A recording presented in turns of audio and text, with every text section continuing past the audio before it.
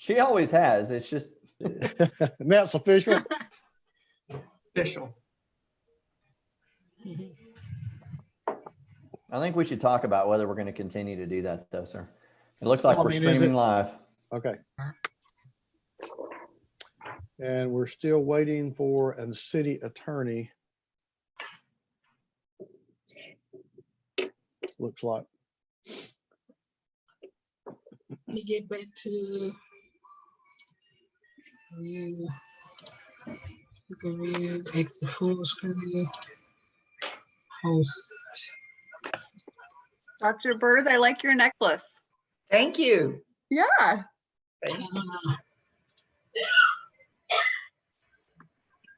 How do I get?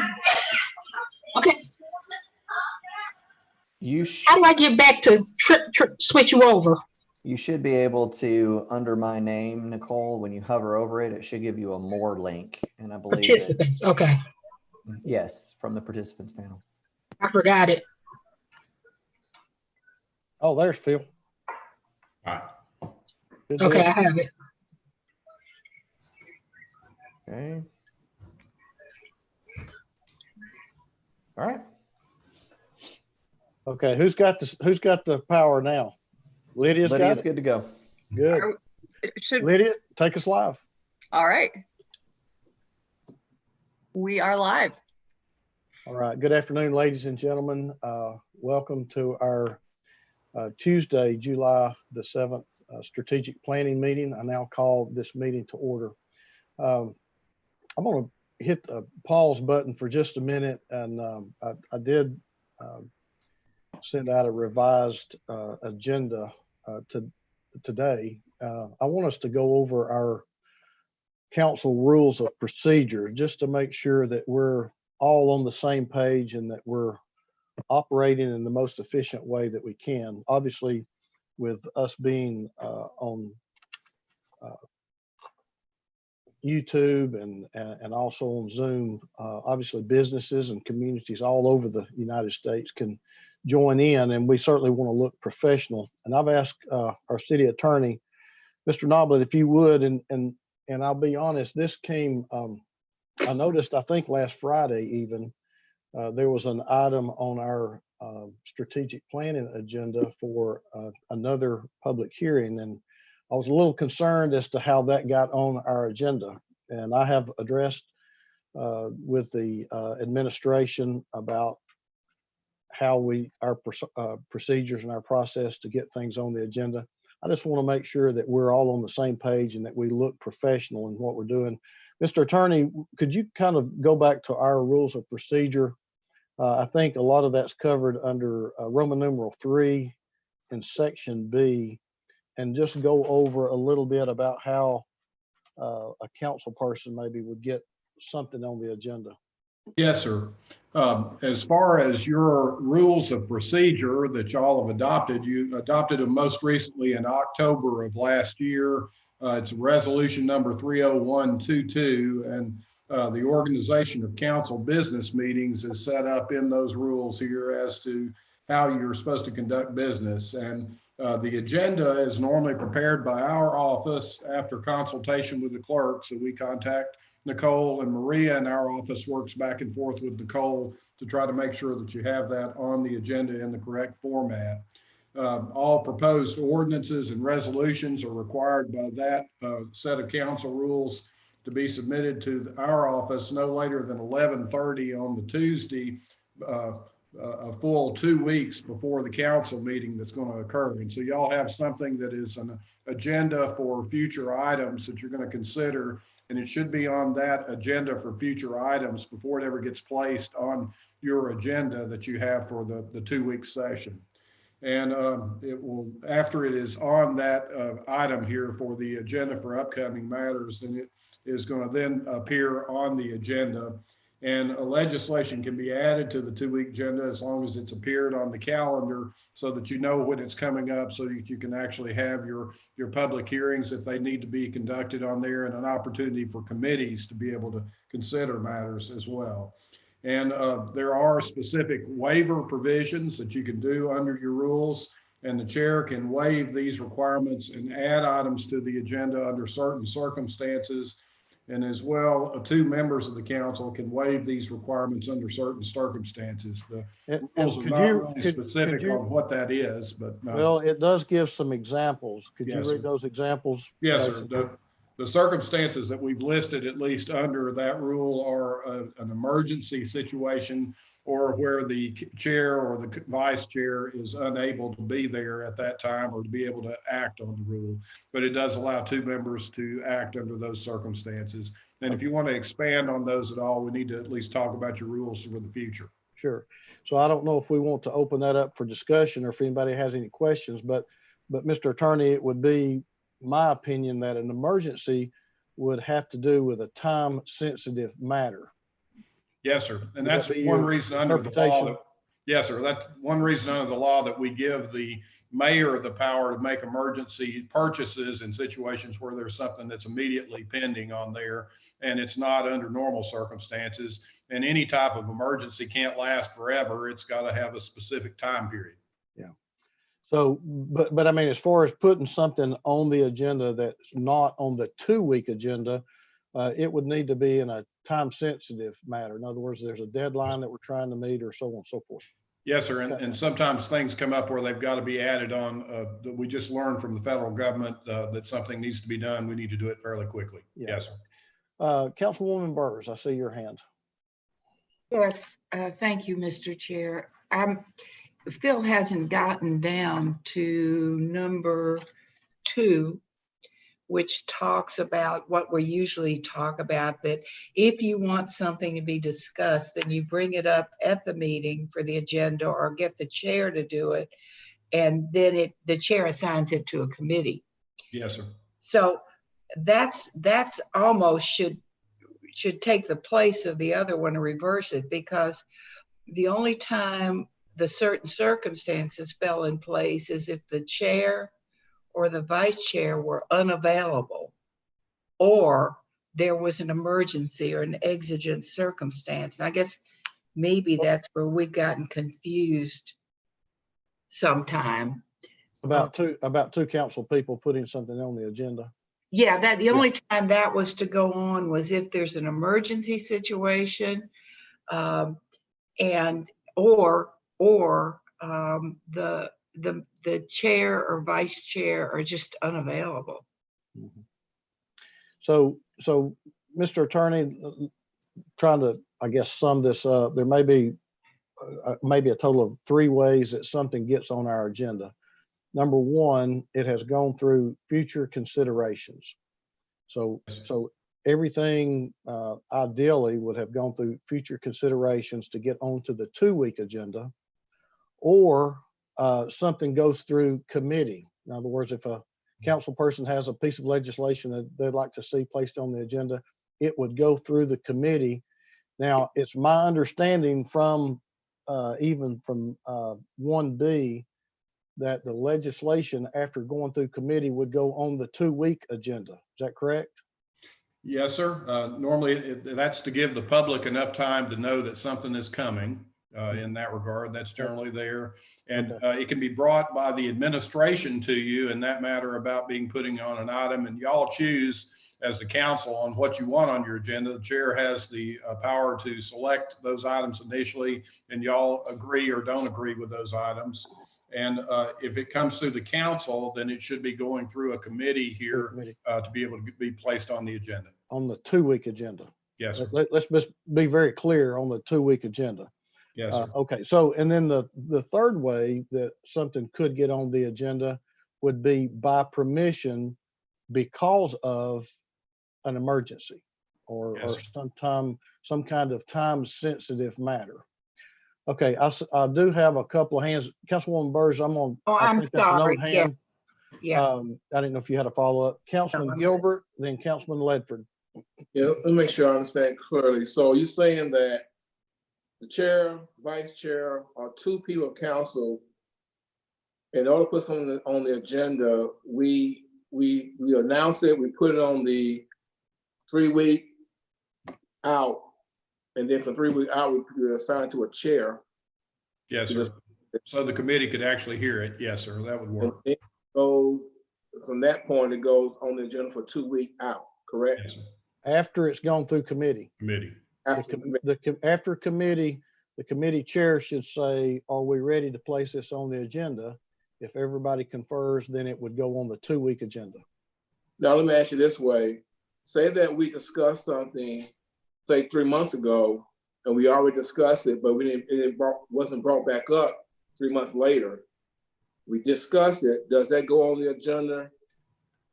I think the easiest way for that is for items that have been on the future agenda, just leave them on there until they actually are taken off. Okay. Everything, let me put it this way, every piece of legislation we have or resolution should go through the 2-week agenda. And what that does, it gives us, it's being transparent to the public. It's giving public a notice that in 2 weeks, we're going to address this item. It gives them the ability to talk to us during public comment about an item that's coming up in the next week. Otherwise, anything that's placed on the current agenda should have been an emergency, and I'm going to use the word almost unavoidable in order to skip the 2-week notice. Really, all this is built around making sure the public has ample notice that we're going to vote on something. So what you're saying is that we don't need to discuss it at all until we put it on the 3-week out and then on a committee, correct? Well, I mean, I think if it's on an agenda somewhere, even if it's strategic planning, I think we can discuss it. And I think, in other words, under other business, pending presentations and education session, if someone has legislation that they'd like to present to this body, they would bring it up under that item.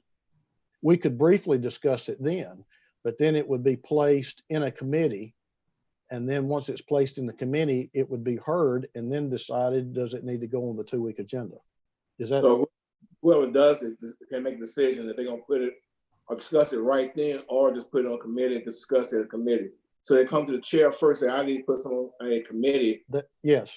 Okay. And then the chair would place it in whichever committee seemed to fit the best, or Okay. with that chairperson. Now, the committee chair would then kind of figure out, work with the council chair when the best time to put that on the agenda for committee.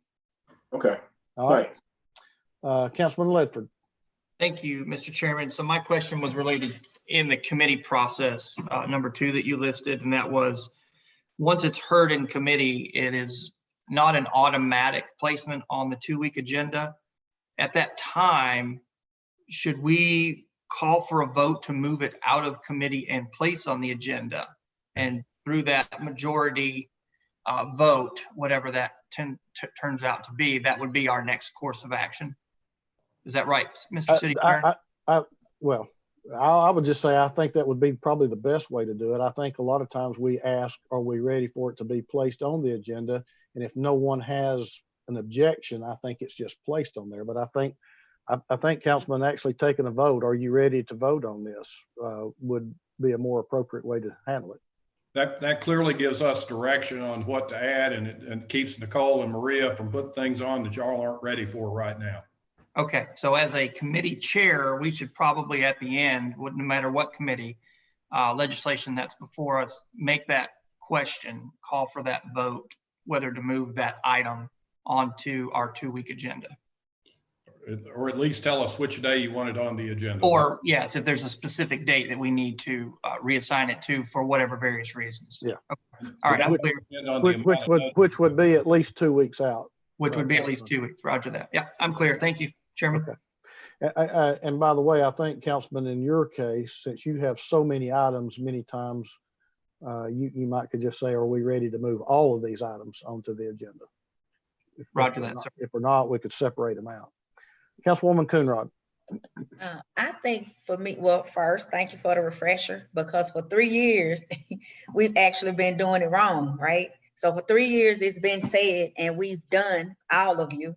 If 2 council people agree to have something placed on the agenda to be heard, it's not, yep, exactly that feeling that's on your face, Councilwoman. And the thing is that we've been doing that. Councilwoman Coonrod, let's keep this meeting professional. Well, please. I am. Thank you. I just wish the looks would be professional. Well, So at the end of the day, every time that I'm bringing legislation forth that certain folk on the council do not agree with, we end up having these reminder conversations. But I want to make sure that moving forward, that this is we're gonna continue this same practice. It's not gonna be changed because somebody else wanted to do it differently. And making sure that they're gonna have the same reminder, because when the next chair come in place, whomever that person may be, then they may decide, hey, well, we're gonna just allow 2 council people to have an item placed on the agenda. Now, I don't want to think that because Erskine and I, along with Mitchell, moved to have something placed on the agenda that'll be discussed, tonight. Is that the reason behind this conversation, or you truly just wanted to give a reminder of what our procedures, processes are? so Councilwoman, let me address that just a minute. I brought up the fact that as of Friday, there was an item on our strategic planning that showed up as a public hearing that I had not approved and I had not given permission to be added. And I have addressed this before in other situations, things getting on our agenda. So this is much addressing the administration as it is council people. And let me just go back and say, you mentioned for the last 3 years, these rules that we're talking about here were adopted April the 2nd, 2019. So we've only had the October 29th, 2019. So we've really not had these particular rules, but since October 29th, okay? All I'm doing is giving everybody a refresher course so that we all understand these are the rules that I'm going to enforce as your chair. We voted on them, and I feel like I'm expected to enforce these rules. And so whether it comes to the administration placing something on the agenda, or when it comes to another council person placing something on the agenda, all I'm saying is I want us to abide by our rules so that we look professional, so that we give the public ample opportunity to comment when appropriate. I haven't been chair, but a month or 2. A lot of that time we have been addressing COVID, we've been addressing tornadoes, and we have been trying to be flexible, but we're coming out of that now. And I think it's time to tighten up a little bit and start following our rules and procedures. I have no problem with that, and I get it. We adopted this set of rules here, but since I've been elected to serve on council, the practice have always been that if 2 council people agree to have something placed on the agenda, that's the portion that I'm talking about. So, Councilwoman, I think in the past, right now, Chip, I'm speaking. I We're think not going to abide by that. We're going to continue to use the policies that we adopted. That's correct. Here recently. In October, we're going to abide by these current policies. I don't know what the old policy was, but we're going to abide by the current ones. Okay, thank you. Appreciate it. Councilman Mitchell. Thank you, Mr. Chair. Apologize for being a couple minutes late if either one of these things were brought up. But now that the rules have been clarified, I see on items of future consideration something about golf course fees, but yet I also see it on July 14th agenda. So it just appeared on the items for future consideration as well as the 2-week agenda. That seems like a departure from what our rules should be. Now, if this again was mentioned before I got on here, I'm sorry. The other one is something that I find pretty incredulous. You're talking about 7G of next week, again, the 14th, where we'll be adopting the historic River Ridge area plan when the public hearing's that same day. We are changing. How did that get on the agenda? Well, so we put the hearing on the agenda, and I think it was a mistake, or it was placed incorrectly. That one, I think, is going to be placed, I believe, for the 28th. I 28th. think we need, Councilman Ledford, is that correct? Yes, sir. And I had mentioned, if you remember, last couple of weeks, I mentioned that we would be doing that. So I do not know how that got placed on there, Councilman, but if you remember correctly, I specifically mentioned like twice in the meeting that the public hearing would be on the 14th. We would not take a vote until the 2 weeks later on the 28th to give the public time to weigh in on the historic River to Ridge plan. I did mention that twice in a meeting. And, Okay. and Councilman Ledford, if you would, during our agenda session, well, in fact, Mr. Noblet, I think this is just as good a time of any to say, since that's on the 2-week agenda, that needs to be moved to the 28th. Yes, sir. I'd recommended that. No problem. Yeah, okay, all right.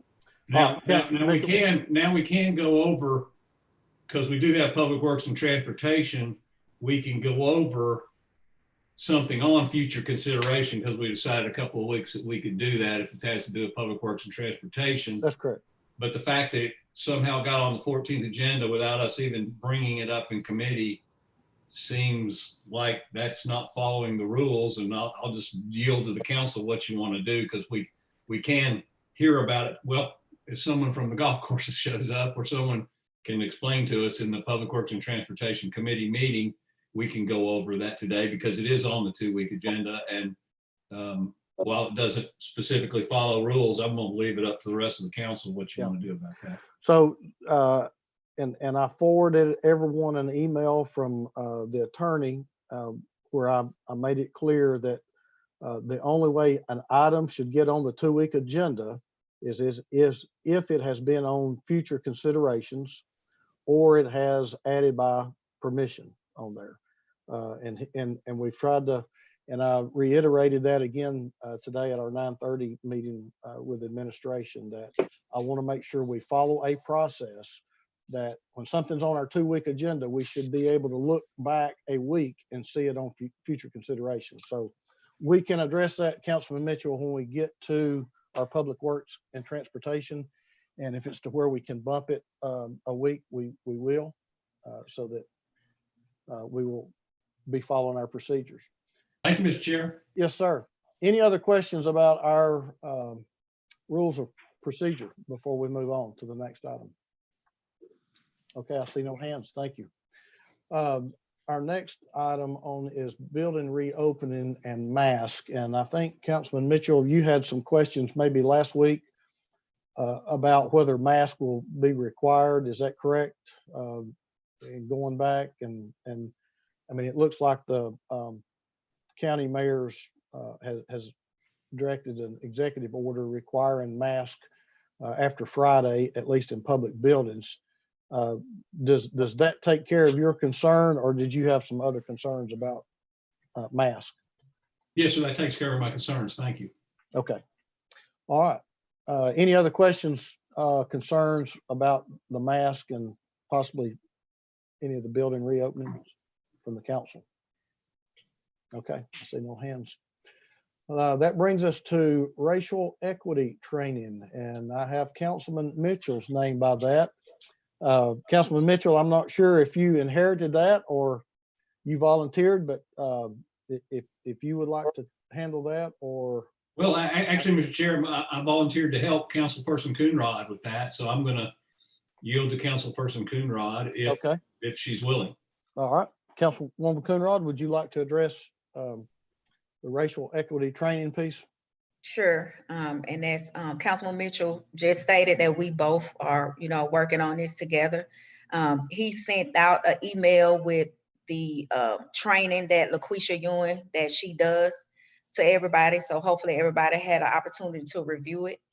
I think that it is very important for all of us as a council to take the training. She does have, you could do up to 7 full weeks, but I think she sent like 4 to 7, training. And with that, and Councilman Mitchell did pose a question last week as what would we like to see that's the outcome of us taking this training?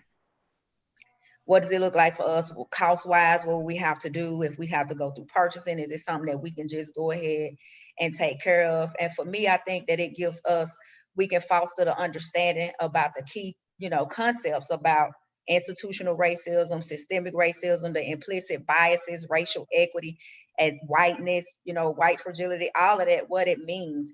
And for us to actually take a deeper look into policies that prevent people from actually thriving, moving forward. And those policies, consist of written, unwritten laws, rules, procedures, processes, regulations, anything that can help shape and govern what we do when we represent our people. And also to help us to build capacity with us by equipping us with the tools, resources, skills, the strategies, building relationships, even, internally, externally, so we can most definitely, create a more equitable system within government for all. Mr. Attorney, I'm going to ask this question. Is this something that we would have to put out for RFQ in order to do the racial equity training? Well, normally you would have some type of it is educational professional services. You can do that without I guess a bid process in there, but you'd have to look at the qualifications of those folks, and then someone in purchasing would have to make that decision for you here, or y'all can make that decision. I had a conversation with Ms. Sullivan, and I see she's an attendee, about some training that the council in Memphis has had. If it please the council, y'all mind if I bring Mara in and let her address us for just a minute? Miss Lydia, would you bring Mara Sullivan in, please? Yes, sir. And she might even be able to answer our purchasing question for us. Hi, Ms. Sullivan. Hello, how are you all today? We're good. All right. Did you hear the question? Of course, it's, I think, kind of two-part. One, I think the question is, what would we have to do in order to do the racial equity training? Is that something we'd have to put out for an RFQ through purchasing? And then the second thing is, I think you've had some experience with the Memphis City Council going through a little bit of this. And if you could just kind of talk us through a little some of that. Sure, be glad to. Yeah, so the council in Memphis used to do a retreat every year, and it was usually on a Saturday, and it was a full day. And they would have the first part of the day would be going over their strategic plan as a council and looking at things that they wanted to focus on as a council, rules of procedure, any big issues of training that they needed to review together, parliamentary procedure, those kind of things. And that would be open to the press. And then they would go into a lunch session. They would get an address from the mayor and work with mayor staff. And then they would go into lunch, and then they would have a closed door session, usually that was led by the attorney, and they would have ethics training and any kind of personnel issues that they needed to deal with as a council. And that usually might involve an attorney coming in to talk about planning and zoning changes that had laws and rules that had come up, or it might include and usually every year it included an ethics training, and a lot of times would include an expert to come in and talk about diversity, disparity, and have some equity training as well. And a lot of times on disparity, Memphis had a disparity study for a long time, so there would be an update on the disparity study and procurement and stuff like that. So so Memphis was able to do that in a closed door session because it was personnel and legal related, which might be something that y'all want to think about and talk to your attorney about as to how that could happen for you. As far as selecting someone to lead our equity training, racial equity training. Is that something we have to go through purchasing? Can the council just select a person to do it? Yeah, so Phil gave you, Mr. Noblet, sorry, Phil. Mr. Noblet gave you a response about it being an educational professional, and that depending on cost and exactly what they're delivering, we'd still need to get quotes.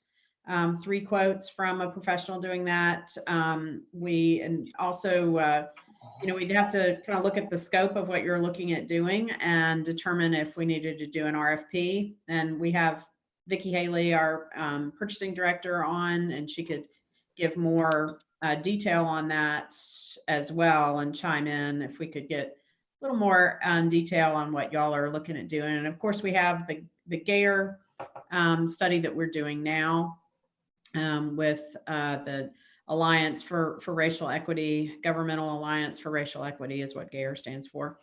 And they are doing work with us now with the staff, and the staff is working with them to create a racial equity toolkit that we will use then to train everyone in the city, including council members. So that is something that we will be bringing to y'all in the next few months. And there'll also be a leadership training for leaders, including council members.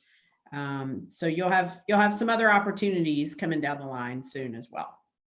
Okay, I do have a couple of questions from council people. Councilman Gilbert, you took your hand down. I guess you don't have a question any longer. Well, Mara kind of covered it with Gare. Okay. In the past about council being part of that. Okay, Councilman Ledford. Thank you, Mr. Chairman. Actually, I'm glad we brought up GARE. That was on my list. The first part of that question might be for Phil or Morad. I'm not sure. Does MTAS offer any type of this training? Number one, do we know of? Number two, when it comes to GARE, I thought we spent a lot of money on this and to improve the identifiers as we asked during council. Why are we not following that same training as our city employees? And why are we not just putting ourselves into that group? There's only 9 of us. Why are we going outside of the box on this? I don't know. Go ahead, Mr. Sorry. I think you could go with your GARE training. As I understood, you were trying to push that a little bit forward. If you want to go with that, whenever GARE is available to do that, you can.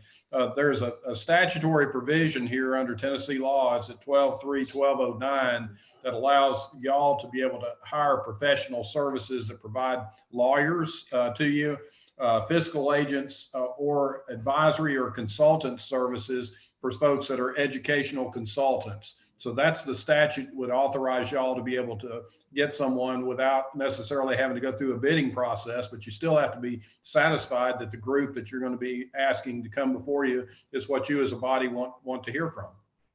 Okay. Well, I just think that if the city employees are going through a program that we've already paid for, I think we should be lumped in with that same group and receive the same training and not receive some sort of special training by going outside the box. Excuse me, sir. So, Mr. Chair, may I? Ms. Sullivan. Thank you. Just to add on to that, Councilman Ledford, I totally understand and appreciate your wanting to continue to be a part of GARE, and you don't realize it, but you are already, and you will be getting the benefits of the GARE training very soon. It's a different style training. I think from this very brief conversations that I've had with Councilwoman Coonrod and Councilman Mitchell about what they were looking for with this kind of training is something that sort of jump starts the program for y'all. So y'all would have the opportunity from my conversations with them to talk together as a council about with a leader to guide you through those conversations, to talk about what diversity is, what, as Councilwoman Coonrod said, just all of those terms that we hear so much about now, about racial equity and disparity and white fragility and all the terms that Councilwoman Coonrod used that that allow y'all to have a good conversation with each other about what that means for you and your role as a leader in the city, and a leader for your districts. And then as to how that helps you as a decision maker in the city, the GARE training would then bring that piece to you. Because as city employees, we're looking at this, we've been doing this for a year, right? So we're looking at lots of different areas of the city to look at how we can build a racial equity toolkit that frames and informs our decision making. And then we will be bringing that to you all as our racial equity plan, action plan, to get your buy-in and your input on that racial equity action plan. So this might give you the kind of work that Councilwoman Coonrod and Councilman Mitchell are talking about, might give you that stepping stone before you get the GARE action plan from us. So this meeting or this training session, because it's all 9 of us, Mr. Attorney, means that everybody will be invited, press, public. This is a public meeting, correct, in our training session? You are at least conducting a meeting. You can listen during a public meeting in that regard. You cannot deliberate on anything during that unless it is specifically recognized as a public meeting. I think it would be wise to have the press there, yes. Okay, so we need to be very careful though in not crossing that line of deliberation. Are we going to have training on that? I will be glad because we could be. What is deliberation? Yes, sir. Yeah, well, we could. I think the attorney could help us with that, Councilman. Very good. All right, Okay. good. Councilwoman Burris. Listening to all of this, Mr. Chair, I really think the GARE training is great training, and I'm wondering if we shouldn't be bringing GARE in to prep us for to get us ready for what, on a smaller scale, for what they've been training the city in for a year. So is it possible to have, I know GARE offers that kind of training that's kind of a segue into the training you're going to bring to us, Mara. Yes, ma'am. We could get the segue to get us really prepared for what you're going to be bringing to us by those people. They do have a segment that does that, but we just don't know what it would cost, right? Well, I talked to Ms. Moultrie. Thank you, Councilwoman. I talked to Ms. Moultrie about that, and she said that that last contract that we brought to you, and she's available on this call too, if we'd like to bring her into the conversation. But she said that last contract that we brought to y'all is for additional leadership training, and that included the council. So it just be a matter. I know it's exciting, right? So that's great. Yeah. So it would just be a matter of getting on their calendar and having them to be a part of it. And as I said, Beverly is on the call and be happy to speak to that. Would it be oh, excuse me, Mr. Chair, may I ask one other question? Yeah, go ahead. Yeah, I just wondered, would it be possible to do it sooner rather than later, so it would segue into what you guys are going to bring us? Beverly's been trying to talk to the GARE folks about that, and I'm not sure if she's been successful. So we might want to bring her in and ask her herself. Miss Lydia, would you bring Beverly Moultrie in, please? Yes, sir. Thank you.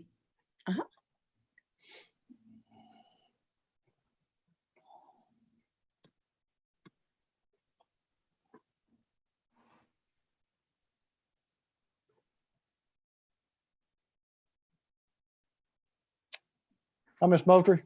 Hi, good afternoon, Council. Good afternoon. Have you been listening in to our conversations? I have been, yes. Okay. What's the opportunities for maybe Garrett to come in and kind of do a segue for us? I mean, how soon could we make that happen? I guess is really the question. Well, I'll tell you what, I don't have a definitive date. They can come in and help us there, depending on what we're looking, how we want to do the segue in terms of what expectations we would have with them, of them, and what your outcomes are would determine, how soon we can do that. I'll be glad to, speak with you guys more specifically to understand your need, and then also talk with the consultants from GEAR to see what they can provide to us in a very short term. And I'm saying short term, maybe within the next 30 days or so. I can definitely go on and initiate that discussion. Prior discussions, I did not have a time frame. So, and I did not quite understand what all council was looking for, but listening today, I believe I have a better understanding of that, and I'll initiate the discussion further and come back to you. Councilman Mitchell, go ahead before I make a comment. Yeah, thank you, Ms. Chair. And I want Beverly to remain on, please. As far as the way it was drawn out with what LaQuisha was doing, she was talking about 2 hours and four sessions of 2 hours each. And what I'm wondering is what the council sees as a, not only from a time frame of how quickly can we do this, but how much time per session, or maybe GEAR has a way they break it out. How do they usually break something out? And then also, what would be the council's pleasure about the amount of time at one time you'd want to spend on this, or that you could spend on this? Okay, Beverly, you want to answer Councilman Mitchell's question, then I'll try to take a poll. Yes, sir. First off, I understand that I'll say the proposal that you all are reviewing now, I have not had the opportunity to take a look at that. It would be helpful if I could kind of understand, see that proposal, understand what that proposal is about, so that we're not duplicating efforts. In both of those scenarios, I am sure that the training that Ms. Ewing would be providing to you all, I'm sure that it would be something comprehensive to help with the bringing about the awareness. What I'm not sure of is how, when I think about diversity, equity, and inclusion training, I think about how do you build capacity in terms of your competency and your behavior. So if her training is just about awareness, then that's a different model that I would work with GEAR to fill in the gaps on. So it would be helpful if I could understand and see what she's proposing, so that I could ensure that there's a nice segue into what GEAR brings to that table for the training for you all. Councilman Mitchell, you have that proposal, right? You can send that to Ms. Moultrie. Yeah, I can send it to Beverly, but I wasn't really asking the question for GEAR to supplement LaQuisha. I was asking it more from the standpoint of what you're about to ask the council, and how flexible would GEAR be as far as timing is concerned. In other words, they have a certain amount of information. I've had a couple of conversations about it, and my understanding is some specific outcomes of action would come out of a GEAR training, usually, versus awareness training, to make us more sensitive and aware of our surroundings, so we can do a better job in decision making, which I think sort of where LaQuisha was going. And Councilperson Coonrod, if I'm making a mistake there, please jump in and correct me. Councilwoman Coonrod, I see your hand. Thank you, Chair. And I gotta agree with Mara, is that with the result of the GEAR training, at the end of producing a toolkit, is pretty much to operationalize equity and to create the framework for what we're gonna do. But that comes after the fact. I don't think that's, we need to have a different type of training. I don't want to get into the weeds of it, but I believe that the training that LaQuisha's first, she's a African-American woman. I believe that it needs to come from somebody that's Black or brown to do the training with us, to give us a better understanding of what it actually means with what we're dealing with. The training also talks about how we can identify certain policies that are in place that exclude Black and brown people, that exploit Black and brown people, that, any of those things that leads Black people to continue oppression We can look at programs that we already have established within the city government to identify if this is, you know, fish, if it's ground level, is it a lake? Those kind of things make a difference, because you can take somebody to the lake that's full of pond, but if everybody's, you know, at the pond is full of fish, but at the end of the day, if we're ill and we're needing help and assistance, and by the time you get us there, the fish is dead, what good is it gonna work? And a lot of the things that we implement, that's how we feel like that's happening. It's time for council to understand what our power is as a council and change the narrative of what's happening towards Black and brown people. And we got to include poor white people too, because all of this stuff, it actually matters when we talking about, you know, structural racism, which leads to racist ideas and ideologies, which leads to hatred and bigotry, all that kind of stuff. That's the kind of training that we need to deal with when we talking about poverty and how space matters when it comes to Black and brown people, because we're in concentrated poverty, because we're all just in one area, because we really can't afford to branch out to any other area. But when you actually look at it, because white people have the opportunity to be scattered out, it doesn't look like that they're in poverty. And we see that now with what's happening, because we can go to East Chattanooga and quickly put a red dot on this area and say this area is very impoverished. We can go to Eastdale, we can go to Avondale. But when we experienced the tornado just recently, it exposed the poverty of white people that we yet refuse to talk about. All of that. So I just believe that we need to have a different conversation about the cognitive processes, all of that. Okay, let me sum this up, and let me see if I'm hitting on all cylinders here.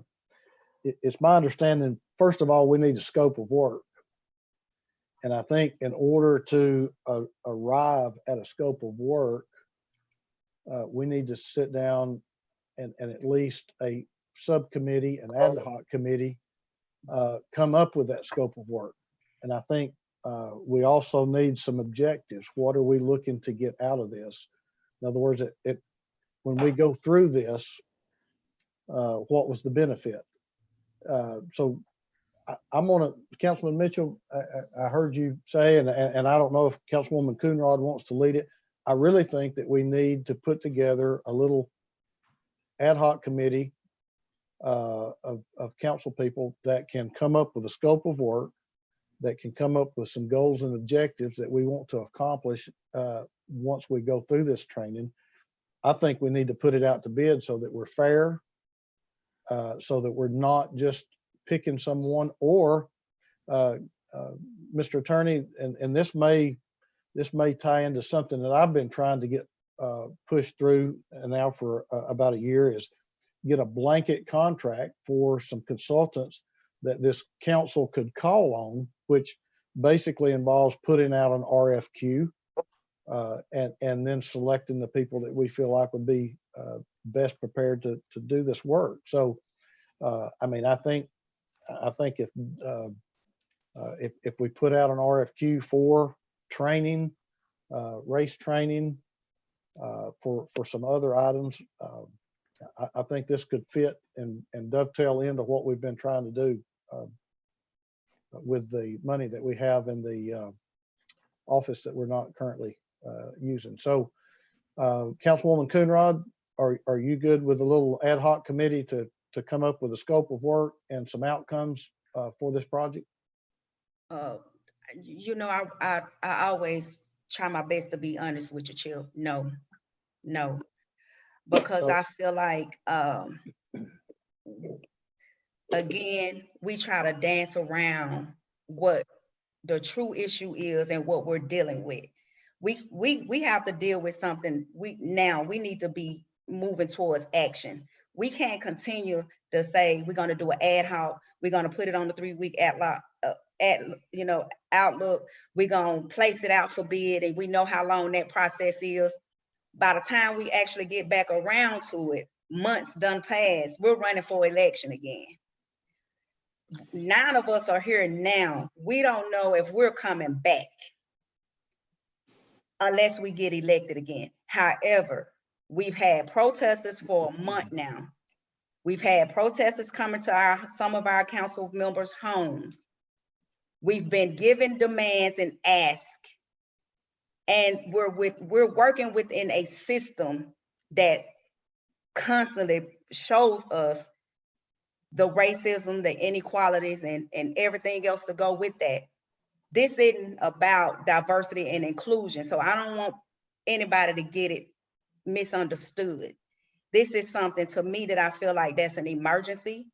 I believe that we need to all take it so we can better understand it, because my personal opinion is some that don't understand it.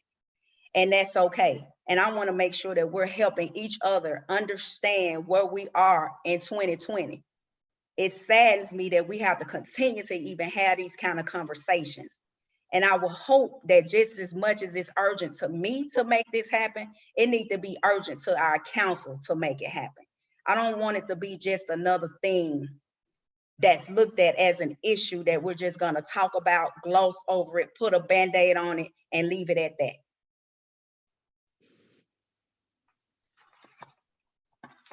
I think Council Mitchell, like he said, he will send out the information, and pretty much LaQuisha is covering her scope of work. If you took the time to read it, I believe that you would gather what I will hope, what your outcome would want to be. If not, then we're gonna have to make some personal decisions to see where our heart and minds truly are. Thank you, Councilwoman Chair. Burrs. Yeah, thanks, Mr. Chair. I think time is of the essence, and I'm picking back up on what Beverly said. Beverly, I think you said that we could have the training that's already vetted and apparently paid for within 30 days once you understood the scope. Yes. Okay, so what we're looking for is the scope. Is that what's missing? The scope? Yes, yes, because I have not seen the scope, so I'm talking generalities right now. So in order for me to properly convey the needs to our consultants from GARE, I need to understand what the council is truly looking for. Okay, so the only thing, if we were to move quickly, then it would be with GARE, which makes sense, I think, since we've been working with GARE. And so that all you're looking from us is the scope. Yes? Yes, the scope, and if whoever is sponsoring it, to be available for continued discussions with me after I've reviewed it. Okay. Okay, thank you. Okay, I think Councilman Mitchell is going to send you the scope, the proposal that was put forth. I'm gonna just leave it there, and then we'll, if you'll get back with us to see what GARE can do for us. Okay. At, All right, at least as an introductory into this. Okay. Okay. Any other questions for Ms. Moultrie before we let her go? All right. Thank you, ma'am. All right, thank you. I don't know if you saw my hand here. Councilwoman Coonrod. Thank you, and I'll make it quick. Our attorney said that we didn't have to go through a bid process, that we as a council can identify someone else that we can take this training from.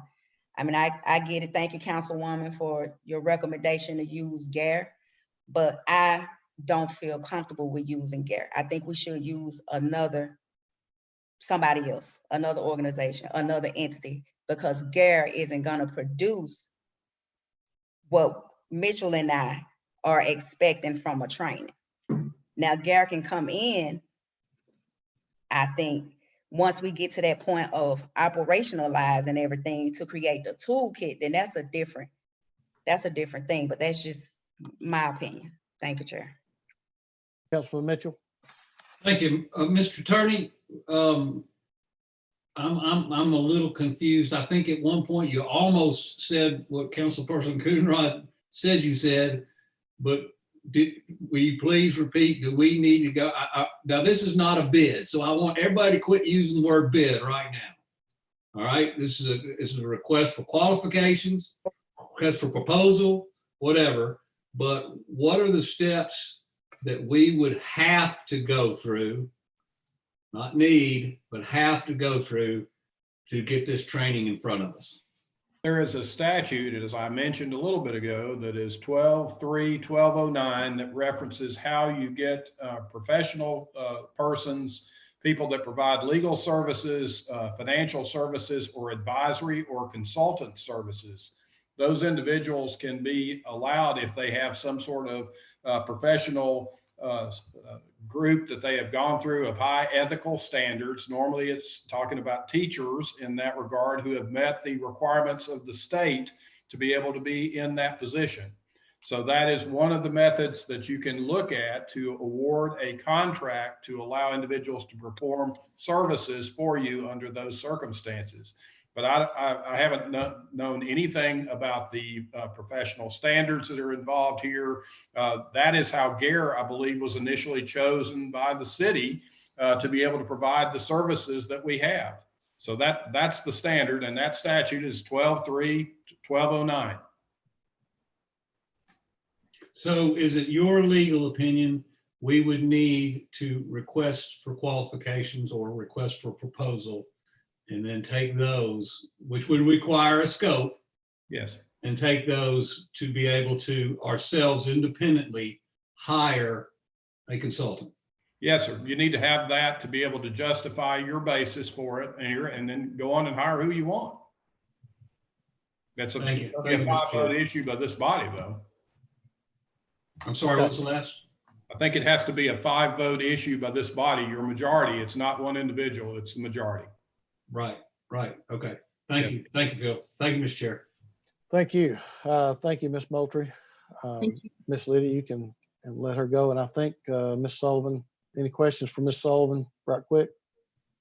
If not, we are going on to the next item. Hearing impaired, and Councilman Mitchell, this was put down as legislation. I don't know that this particularly has to do with legislation. I think it has more to do with just providing a service. Yeah, let's hire somebody and start getting it done. And Mr. Attorney, is that something that the city has a contract with a hearing impaired provider that we could use? And of course, I guess the next question, I'm assuming that this person would be a panelist and would be visible on our screen right now.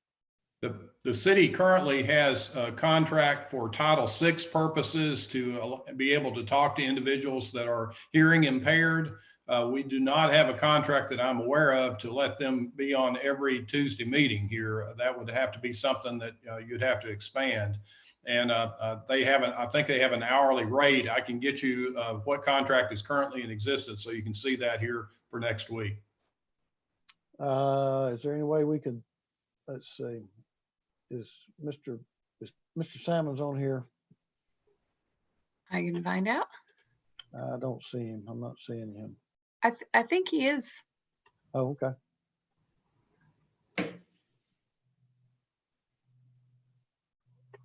Are you finding him? Yes, sir. Okay. Mr. Salmons. Can you unmute? Yes, sir. How are you? Are you aware of any contract that we have with hearing impaired services that might be able to provide a service for us during our Zoom meetings every Tuesday? Not right off the top of my head. I do think we have a couple of vendors that are on contract, but let me confirm that and I can let you know very shortly. Okay, just let us know.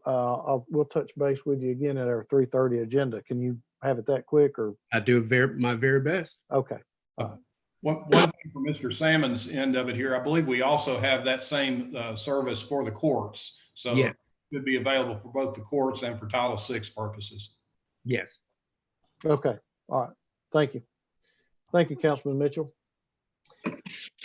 Okay, going on to the next item on our agenda under other business, pending presentations, education sessions, or future legislation. Let me switch screen. Councilwoman Burrs. Yes, sir. I believe this is where you said I'd like to put several items on the agenda to be assigned to committee. where Okay. appropriate. One, I don't know that it's a committee. We talked about having quarterly reports from the various boards we make appointments to. And I think this was in our original mission statement. We just haven't been doing that. Okay. One is I'd like some report, and I guess it's Public Works, about the global green report we got from our auditor about the missing equipment. And this, I guess, is for the city attorney. Phil, we had an equity ordinance up there, and we were working on it, and the state preempted us, and now we're passing a resolution. A resolution's on our agenda for the state to drop or look at equity. This is the LGBTQ Yes, legislation. So my question is, do we need an ordinance now, or is anything that where the city says we won't discriminate because of all, the various categories, because of the Supreme Court decision, does the word sex now mean sexual orientation? We currently, in our employee information guide, include sexual orientation. That is part of it. For Title VII purposes, that was the issue of the Supreme Court decision. The Supreme Court decision did not deal with the public accommodation aspect. And that was my question. So where do we fit with that locally? I think we still need to ask the legislature to consider that aspect as it deals with public accommodations here. Okay, so our resolution is timely. Yes. Because we still can't go forward with public accommodations and business. Yes. Thank you very much. Councilwoman, Yeah, and go ahead. I just had one other thing. I've gotten a lot of stuff about fireworks. Nobody wants to get rid of fireworks. People think fireworks are fun and that sort of thing. But do we have any oversight on how long it goes on, time limits, this sort of thing? Particularly neighborhoods with a lot of children, some people are asking for a little tighter restrictions on them. So if we could just put it up there, I don't need to discuss it now. And I don't know what committee it would go on, but at least take a look at it. That's all, Mr. Chair. I've got a question about your global green report. What is it that you would like to see in order for it to be in Public Works? I'm not sure that we gave Councilman Mitchell very much to go on. Well, rather than discuss it now, a report from administration about apparently all the equipment that has disappeared that we didn't know had disappeared, light bulbs, this sort of thing. Okay. It's in his full report. Councilman Mitchell can handle it any way, but I think it fell under that.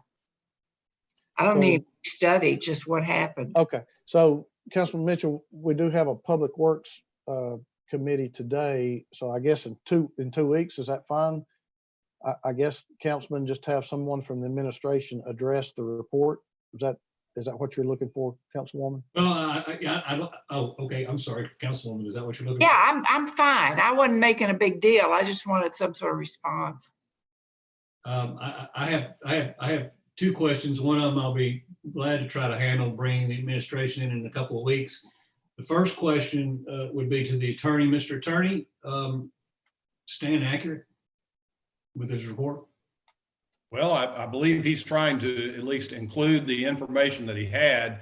I guess the one question that I was not aware of on there is whether there had been any, actual amount of items that were listed, and whether those items that were included in that report had actually been valued. And that's one question that I believe the prior city attorney would have an issue with, as to the valuation of those items here, and whether they were in the settlement of that lawsuit. It's obvious that the settlement occurred. I guess there's a question about what reporting was done. Okay, and I remember a pretty full conversation about it, but we never got to the finish line on a vote. Is that true? I don't know that there was any vote taken There was that I not. could find at all in the amendment. Not, No. okay, Yes, sir. thank you, buddy. Okay, all right, yeah, I'll try to round up some folks. Now, do we just want to hear from the administration? I think it's to you, Councilwoman Burrs. Yeah, I just got this report across my desk and I just like, what happened? I don't have any preconceived notion. That's a pretty heavy duty report and it may mean nothing. It may mean something. I just wanted some sort of answers. Feels a little bit like quicksand, like it's felt like since the first time we heard about it Yes. years ago. Okay, Yes. Mr. Chairman, I got it. Okay. Mr. Noblet, Mr. Mitchell, your hands are up, but I'm assuming that you've gotten everything taken care of. Yes, sir. Thank you. Mr. Noblet? Mr. Noblet was just responding to the question that you had about fireworks here. Councilwoman Burrs was asking, and our code is in there as to noises for fireworks. And it does say that it's unlawful to set them off after 11:30 p.m., except for on New Year's when you can at least let them go until 12:30 a.m. of the next day. So there is an actual time of requirement for when fireworks should not be set off in our code. The enforcement of that, I'm sure, is a little bit lax here whenever you have people dealing with other things in the city. Okay, thank you. Yes, ma'am. Councilman, Vice Chair Smith, where did he go? Thank you, Mr. Chair. Oh, there. Just real quick on the previous topic of global green, I'm glad Councilwoman Burrs asked about it. I had it on my list to bring up as well during this time. I mean, that's obviously something that's been going on a really long time, and the city auditors got around to really doing a deep dive into it. Last I recall, it was actually in one of our strategic planning meetings when Wade Hinton, our former city attorney, advised us of the desire to surplus all of the equipment, almost $6 million worth. And there were a number of us that asked questions, Councilman Gilbert, I remember, myself, and we were not interested in having a resolution added to the agenda to surplus without a further discussion. Nothing was mentioned after that moment in time. The next I heard, all the lights were gone. So I do believe that there was an agreement made between the city attorney's office and Global Green about settling contracts, or it was about contract termination, something along those lines. And there may have been something in that agreement about they could have the equipment back pending council approval. And then there was an email sent by Wade saying that the lights could be picked up on a particular day immediately past a Tuesday where the council would vote, or when that council vote was expected. The council still didn't vote, and I believe the lights were still picked up on that Wednesday. How that actually happened, I think, is part of that mystery for us to figure out.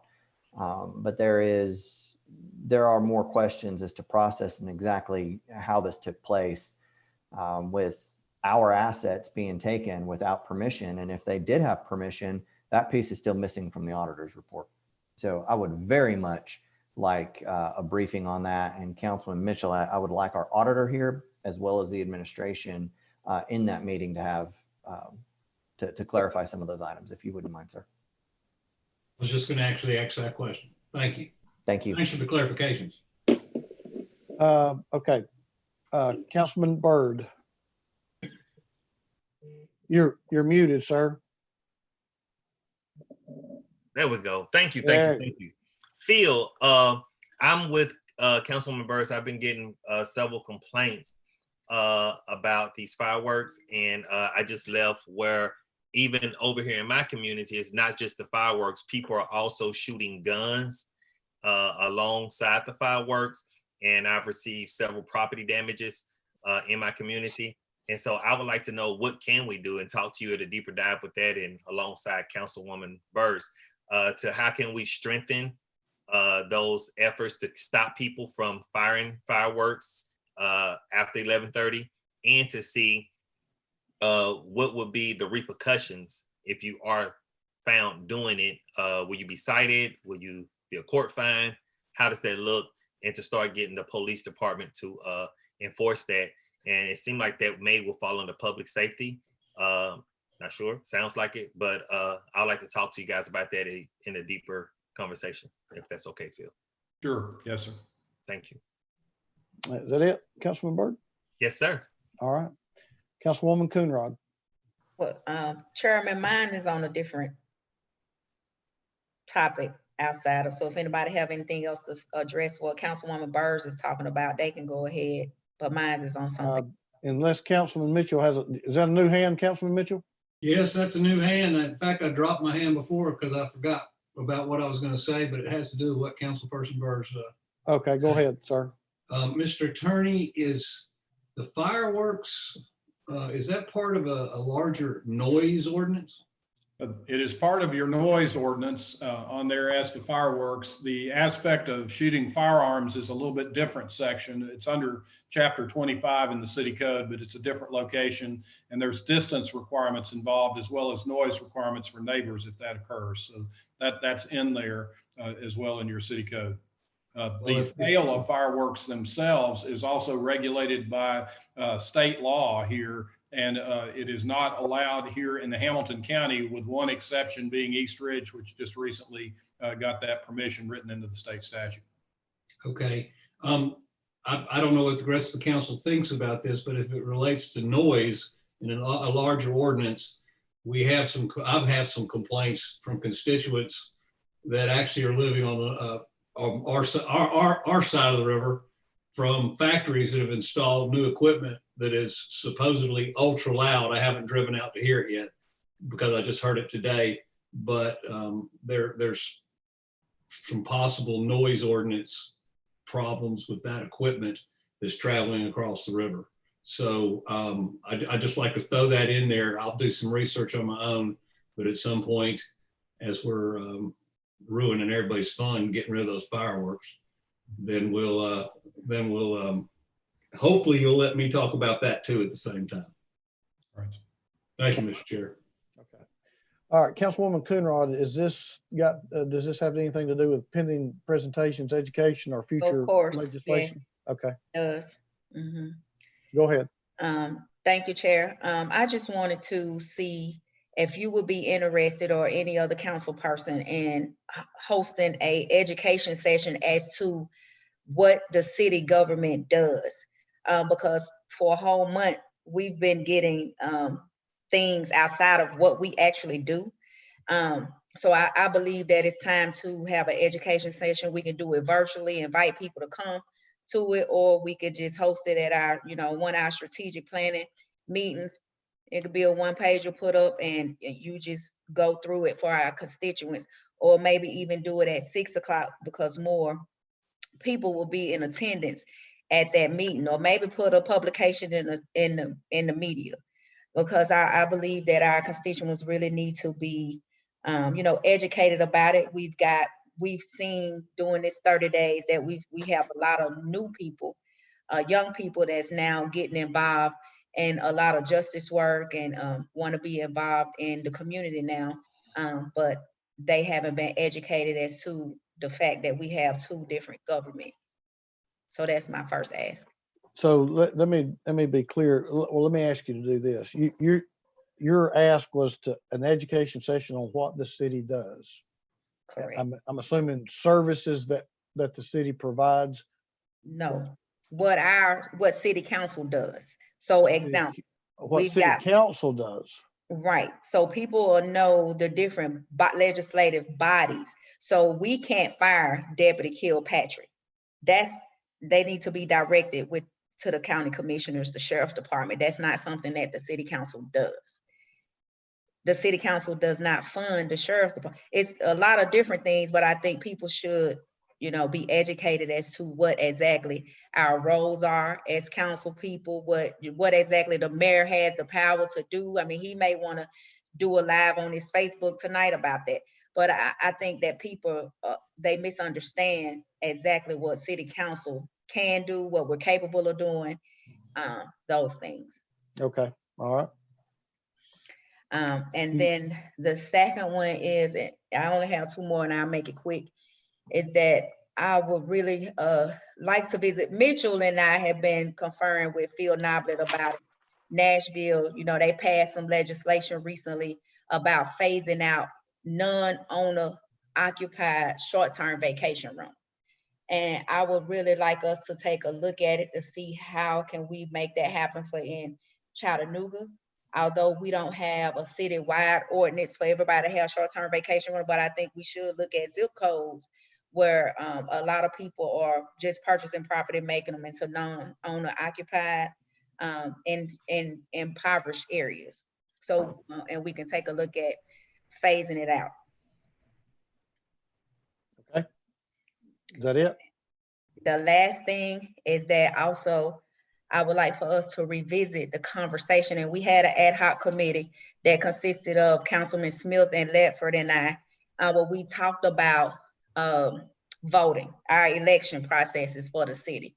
And as you all are aware, is that we are the only standalone election, which costs us over $200,000. And we most definitely can save money if we look at simply just moving our election date and time to a different cycle, maybe August, November. It could be presidential, gubernatorial, whichever, however, to where it's not costing us as much money with that. And also revisiting just, we doing, what we call it, rotating terms. Because again, staggered terms. So as I mentioned before, and of course the ad hoc committee decided not to do it, is that a council we all run at the exact same time. Our council can come back a total new face with a new mayor, right? Who's gonna educate those individuals, such as Bert and I had to go through, to let us know, so they can know how things operate and those kind of things. And it's very hard to try to, quickly be rushed into these processes, because you get sworn in that following week, you ready to rock and roll, but you're still trying to learn on the job as you go. And it's a lot of stuff that we have to deal with. And I think that we should be staggered, but that's just my personal opinion. But I most definitely would like for those discussions to be placed back on here for discussion.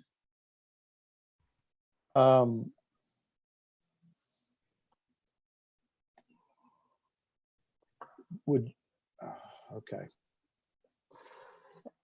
Election date and staggered terms. Okay. All right.